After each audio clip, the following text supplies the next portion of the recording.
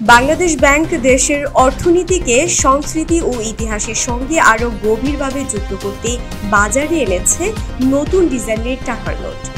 এই নতুন নোটগুলোতে থাকছে না কোনো ব্যক্তির ছবি, বরং তুলে ধরা হয়েছে দেশের ঐতিহ্য, প্রকৃতি ও সংস্কৃতির প্রতীক। বাংলাদেশ ব্যাংকের কর্মকর্তারা জানিয়েছেন, প্রথম ধাপে 20, 50 ও 100 টাকার নতুন নোটে বাজারে ছাড়া হবে। প্রতিটি নোটেই থাকবে নতুন গভর্নর আহসান হাবিব মনসুরের স্বাক্ষর। নতুন নোটে বিশেষ গুরুত্ব দেওয়া হয়েছে ঐতিহাসিক স্থাপনা, প্রাকৃতিক সৌন্দর্য ও সাংস্কৃতিক বৈচিত্র্যকে।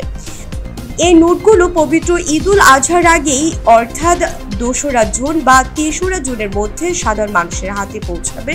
শুরুতে সীমিত পরিসরে ছাড়ার পরিকল্পনা থাকলেও পর্যায়ক্রমে অন্যান্য মূল্যমানের নোটও বাজারে আসবে। নতুন ডিজাইনের এই উদ্যোগ সাধারণ মানুষ ও বিশেষজ্ঞরা ইতিবাচক প্রতিক্রিয়া জানাচ্ছেন। অনেকে বলছেন, এটি শুধু অর্থনৈতিক লেনদেনের মাধ্যম নয়, বরং দেশের ঐতিহ্যকে ছড়িয়ে দেওয়ার এক সুন্দর উপায়। নোটে ব্যক্তিচিত্রের বদলে জাতির ইতিহাস, ঐতিহ্য ও প্রকৃতির প্রতিফলন। এটি কেবল টাকার সৌন্দর্য বাড়াবে না, দেশের প্রতি গর্ব জাগাবে নাগরিকের মনে।